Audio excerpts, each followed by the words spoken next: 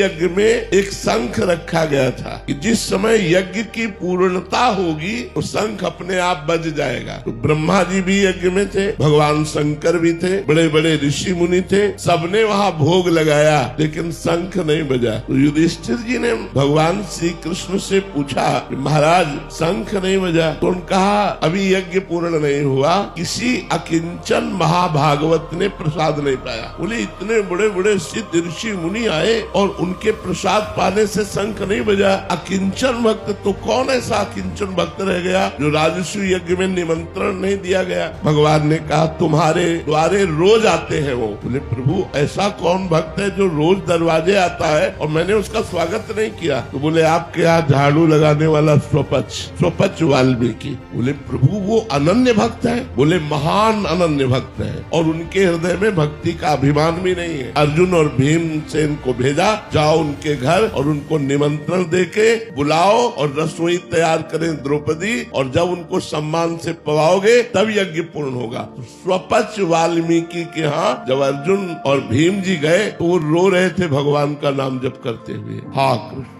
हाँ कृष्ण। भीमसेन ने देखा कि अरे इनको तो कोई जानता ही नहीं कि ऐसे महान भक्त हैं। ये तो एक हाथ में डलिया एक हाथ में झाड़ू लिए दोना पत्थर वहाँ उठाते, लेकिन ऐसे महान भक्त जो इस साष्टांग दंडवत किया। तुम कहा अरे मालिक आप ये क्या कर रहे हो, हम तो आपके नौकर हैं, हम तो आपके द्वारा पोषित है। उन्होंने कहा भगवान श्री कृष्ण ने अब आपका रहस्य खोल दिया है, अब आपको निमंत्रण देने आए हैं और आपको। बोले हम तो रोज जूठन पाते हैं, हमें निमंत्रण की क्या जरूरत। बोले नहीं भगवान ने कहा, भगवान की तरफ प्रलय कोप से कहा कि मैं छुप करके आपका भजन करना चाहता हूँ, लेकिन आप प्रकाशित ही करना चाहते हैं। तो यदि आप प्रकाशित करना चाहते तो मैं छुप कैसे सकता हूँ, अवश्य आऊंगा। तो उनको पालकी में बैठा करके राजस्व यज्ञ में बुलाया गया। द्रौपदी जी ने स्वयं भोजन तैयार किया और जब वो पाने बैठे तो खीर सब्जी दाल कढ़ी ये सब एक में मिला लिया, सब मिला लिया। द्रौपदी जी को अच्छा नहीं लगा, पूरी रात अलग अलग व्यंजन बनाती रही।